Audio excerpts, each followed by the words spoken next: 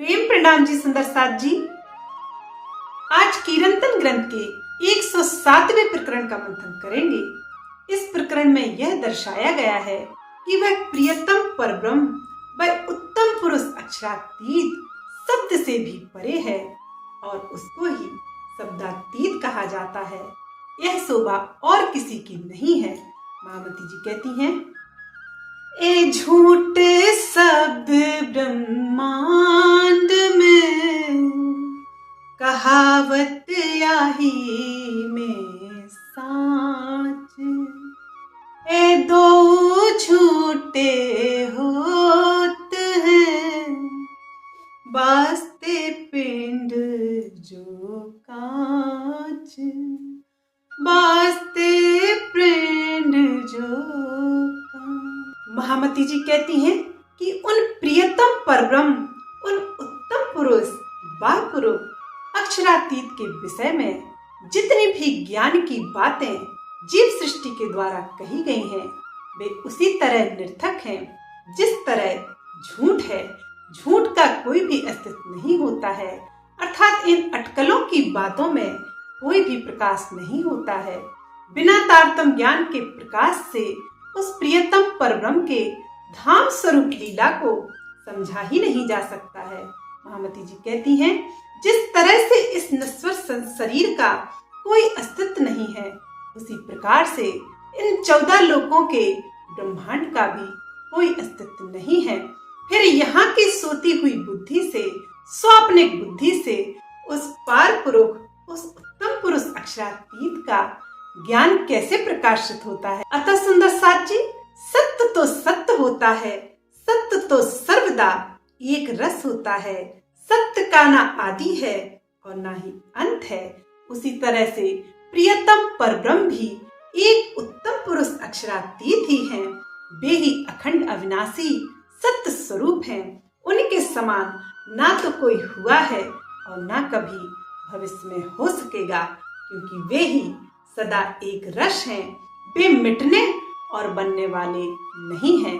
14 लोकों के ब्रह्मांड का यह अस्तित्व ही स्वप्निक है, अतः स्वाप्निक जगत से उत्पन्न होने वाला, वह मोह सागर से उत्पन्न होने वाला यह ब्रह्मांड, यह 14 लोकों के ब्रह्मांड है और 14 लोकों के प्राणी भी हैं, अर्थात इनका कोई अस्तित्व नहीं है।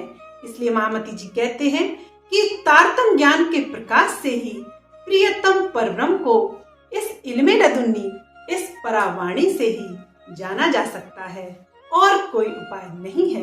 महामती जी आगे कह रही हैं, ए लगे दो सुनने को निराकार शामिल, निरंजन या निर्गुण, सो भी रहे इन मिल, सो भी रहे इन मिल।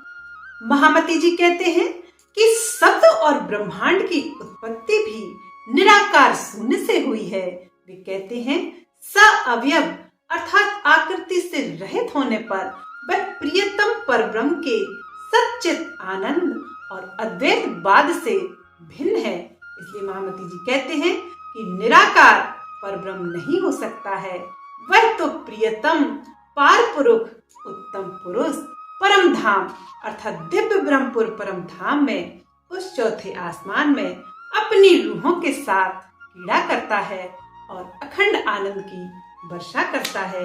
इसीलिए तो उसका नाम सच्चिदानंद उत्तम पुरुष कहा गया है और शब्द से परे होने पर उसे शब्दातीत और अक्षर से भी परे होने पर उसे अक्षरातीत के नाम से शास्त्रों में प्रकाशित किया गया है।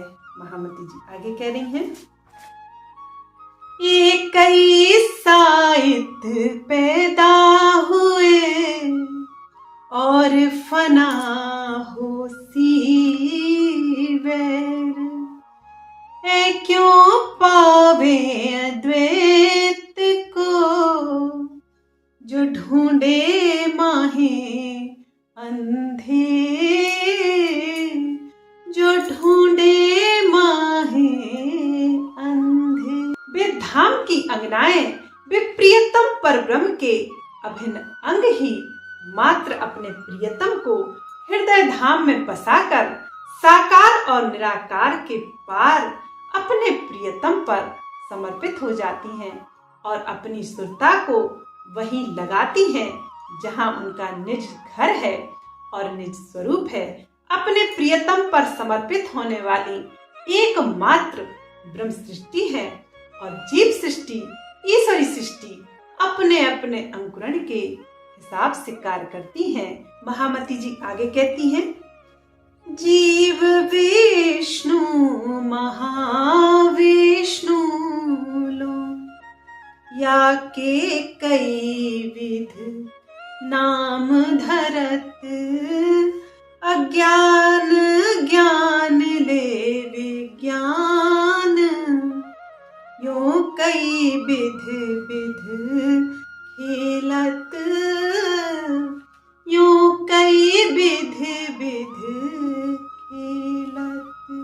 महामती जी कहते हैं कि वे संसार के जीव अर्थात जीव सृष्टियां अपने भगवान विष्णु अर्थात आदि नारायण को ही प्रियतम परब्रह्म शब्दातीत अक्षरातीत परमात्मा का स्वरूप मानते हैं और वे स्वप्न की बुद्धि से ज्ञान, अज्ञान और विज्ञान की ओट में तरह तरह की अटकल भरी बातें करते हैं, तरह तरह के ज्ञान में फंसे होते हैं अर्थात वे अद्वैत धाम का ज्ञान नहीं रखते और वे द्वैत में जीते ही रहते हैं। महामती जी कहते हैं कि ऐसी जीव सृष्टियां उन प्रियतम परब्रह्म को स्वप्न की बुद्धि से कैसे प्राप्त कर सकेंगी और वे तो कर्म कांड में ही डूबी रहेंगी क्योंकि उनका ज्ञान केवल कर्म कांड तक ले जाने वाला है। अतः पार का ज्ञान सभी प्रकार के कर्म कांड से दूर करके और सभी स्वाप्निक बुद्धि की अटकलों के ज्ञान से पीछा छुड़ाकर प्रियतम परब्रह्म के इश्क प्रेम की राह पर चलाने वाला होता है क्योंकि बिना इश्क के, बिना प्रेम के उस प्रेम के धाम परम धाम में जाया ही नहीं जा सकता है।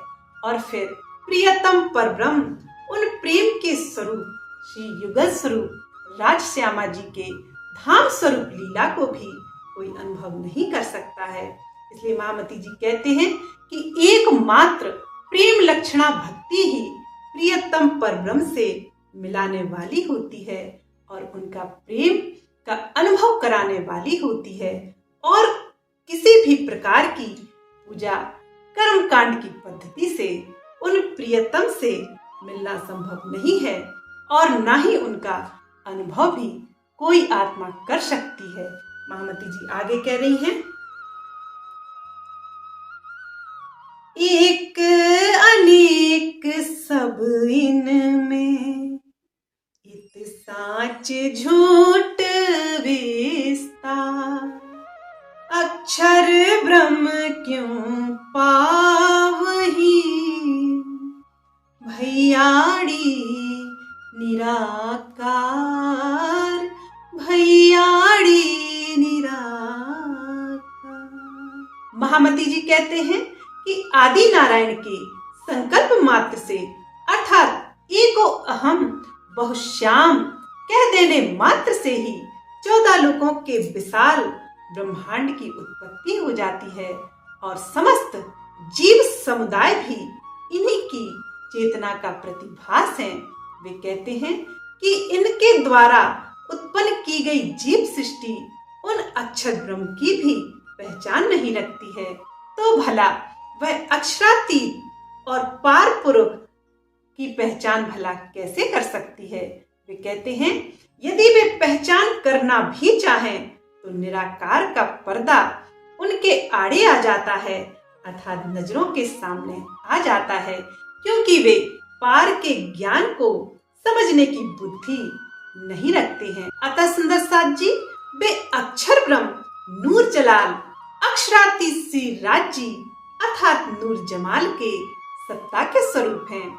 उनके 4 अंतस्करण हैं, सत्स्वरूप ब्रह्म, केवल ब्रह्म, सबलिक ब्रह्म और अव्याकृत ब्रह्म। सत्स्वरूप स्वरूप ब्रह्म उनके मन का स्वरूप है, केवल ब्रह्म उनकी बुद्धि के स्वरूप है, सबले ब्रह्म उनके चित्त के स्वरूप है और अव्याकृत ब्रह्म उनके अहंकार के स्वरूप है। अव्याकृत ब्रह्म में ज्योति स्वरूप और सुमंगला शक्ति व्याप्त होती है, अर्थात सुमंगला शक्ति ज्योति स्वरूप को प्रेरणा देती है कि आप खेल का निर्माण करें और उन्हीं ज्योति स्वरूप से मोह सागर की उत्पत्ति होती है और उनमें ही असंख्यों स्वर्ण अंड तैरते रहते हैं और उन्हीं असंख्यों स्वर्ण अंडों में ज्योति स्वरूप का जीव उत्पन्न होकर आदि नारायण का स्वरूप धारण करता है और आदि नारायण के नाभि कमल से जब ब्रह्मा विष्णु महेश प्रकट होते हैं तो वे समस्त 14 लोगों को उत्पन्न कर देते हैं और समस्त प्राणी उनको ही परमात्मा का स्वरूप मानते हैं, अर्थात त्रिदेव को ही, त्रिगुणों को ही, वे सत रज तम के जो देवता हैं उनको ही परमात्मा समस्त जीव समुदाय, समस्त जीव सृष्टि समझती है। इसलिए वे कह रहे हैं, इसलिए महामती जी यहाँ स्पष्ट कह रहे हैं कि जीव सृष्टि के लिए तो ब्रह्मा विष्णु महेश के ऊपर जो आदि नारायण हैं वे ही परमात्मा हैं और उनकी बुद्धि यहीं तक सीमित है। महामती जी आगे कह रही हैं, अक्षर अक्षरातीत कहा वहीं सो भी कहियत इत शब्द शब्दातीत क्यों पावहीं ये जो दुनिया हद। महामती जी कहते हैं कि अक्षर और अक्षरातीत शब्दों का उच्चारण भी इस संसार में केवल समझ में आने के लिए ही किया जाता है, अन्यथा वह तो शब्दों की परिधि में आते ही नहीं है। वे कहते हैं, भला हद के जीव उस शब्दातीत परब्रह्म को कैसे पा सकते हैं? वे तो उन्हें समझने की बुद्धि ही नहीं रखते, क्योंकि उनके पास अज्ञान की बुद्धि है, झूठ स्वाप्निक बुद्धि है। वे पार के ज्ञान को कैसे समझ सकेंगे? उनके पास तो तारतम ज्ञान का प्रकाश ही नहीं है, और यदि तारतम ज्ञान का प्रकाश उन्हें मिल भी जाए तो वे उन पर ईमान नहीं लाते हैं। महामती जी आगे कह रही हैं, 5 तत्व 3 गुण ही गोलक 14 भवन निर्गुण शून्य निरंजन ज्यों पैदा त्यों ही पतन ज्यों पैदा त्यों ही पतन। महामती जी कहते हैं कि 5 तत्व जल अग्नि वायु आकाश और पृथ्वी 3 गुण जैसे सत रज तम और 14 लोकों का यह विशाल ब्रह्मांड महाशून्य निरंजन निराकार जैसे ही उत्पन्न होता है वैसे ही महाप्रलय में लीन भी हो जाता है।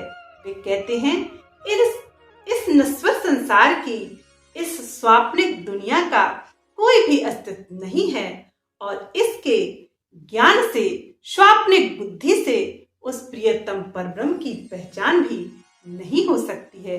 वे कहते हैं, उनकी पहचान करने के लिए तो तारतम ज्ञान सुसम वेद इस इल्मे लदुन्नी का प्रकाश चाहिए, तभी उसके धाम स्वरूप लीला प्रकाश में आ सकते हैं और कोई भी ज्ञान नहीं है। श्री कृष्ण अर्जुन से कहते हैं कि हे अर्जुन, मेरे स्वरूप को, मेरे निज स्वरूप को इस संसार की स्वाप्निक बुद्धि से अर्थात अपरावाणी से जाना ही नहीं जा सकता है।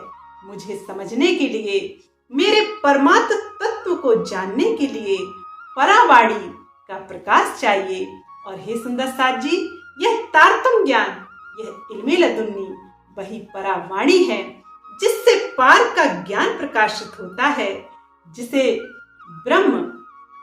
ब्रह्म को सभी नेति नेति कहते हैं, सभी अगम कह देते हैं। उस ब्रह्म के धाम स्वरूप लीला को यह परावाणी प्रकाशित करती है। महामती जी आगे कह रहे हैं, ए सुपना नींद सुरत का, खेले अक्षर आत्म, हम भी आए देखने, कसम के हुक्म, कसम के हुक्म। महामती जी कहती हैं कि हे सुंदर साज जी, हे धाम की ब्रह्म सृष्टियों, यह बात तुम अच्छे से समझ लो कि स्वाप्निक जगत की समस्त उत्पत्ति अर्थात इस स्वप्न के ब्रह्मांड की उत्पत्ति अक्षर की सूरत की नींद में ही हो गई है। वे कहते हैं कि इसमें अक्षर की आत्मा खेल खेल रही है, लेकिन हमारे प्रियतम के हुक्म से हम इस जगत की दुखमयी लीला को देखने आए हैं, अर्थात इसके माया के खेल को देखने ही आए हैं। अतः सुंदर साज जी, अक्षर ब्रह्म के मूल स्वरूप में जो सृष्टि सृजन की इच्छा होती है, उसे ही मूल प्रकृति कहते हैं। और यह इच्छा सत्स्वरूप ब्रह्म, केवल ब्रह्म, सबलित ब्रह्म से होती हुई अव्याकृत ब्रह्म तक पहुंच जाती है। और अव्याकृत ब्रह्म में ज्योति स्वरूप और सुमंगला शक्ति निवास करती है। और सुमंगला शक्ति ज्योति स्वरूप को प्रेरणा देती है कि अब आप खेल का निर्माण कीजिए। और ज्योति स्वरूप ही फिर मोह सागर को उत्पन्न करते हैं, और फिर वे ही उन स्वर्ण अंडों को प्रकट करते हैं, और उनका जीव असंख्य होकर उन स्वर्ण अंडों में निवास करता है। और वे ही अनंत ब्रह्मांडों के अनंत महाविष्णु उत्पन्न हो जाते हैं। और फिर एको अहम बहुश्याम के संकल्प से समस्त जीव समुदाय, समस्त लोगों की उत्पत्ति भी हो जाती है। महामती जी कहते हैं कि अक्षर ब्रह्म को जानकर भी प्रियतम परब्रह्म को जाना नहीं जा सकता है, क्योंकि यह समस्त जीव समुदाय अक्षर ब्रह्म के मन का ही खेल है। महामती जी आगे कह रही हैं, ब्रह्म श्रेष्ठ के कारणे, खेल जो रचिया खेल दिखाए सतवतन, महमत आए महमत आए। महामती जी कहती हैं कि धाम की अंगनाओं को, उन दरगाह की खासल खास रूहों को खेल दिखाने के लिए ही यह माया का विशाल प्रपंचमयी खेल बनाया गया है। और वे कहते हैं कि धाम धनी सभी रूहों के खेल देखने की इच्छा को पूर्ण करके उन्हें फिर से परम धाम अर्थात उस दरगाह, उस चौथे आसमान में ले जाएंगे। अतः सुंदर साज जी, महामती जी यही समझाते हैं कि जब तक समस्त सृष्टियों की खेल देखने की इच्छा पूर्ण नहीं होगी, तब तक यह खेल समाप्त नहीं होगा। इसलिए हे सुंदर साज जी, अब माया की नींद से जागो और खेल देखने की इच्छा को विराम दो, और अपने निज स्वरूप और अपने अखंड प्रीतम की पहचान करके अपनी सुरता को धाम में ले जाओ, और प्रियतम परब्रह्म के इश्क भरे वे प्याले फिर से पियो, क्योंकि धाम धनी वह परमात्मा, वह अल्लाह हमें यहाँ इस तारतम ज्ञान के प्रकाश को देकर धाम वापस ले जाने ही तो आया है। अतः सुंदर साज जी, सभी सृष्टियों को धाम में सुरता लगानी चाहिए। सुंदर साज जी, 107वां प्रकरण समाप्त हुआ। बोलिए श्री प्राणनाथ प्यारे की जय। प्रेम प्रणाम जी सुंदर साज जी।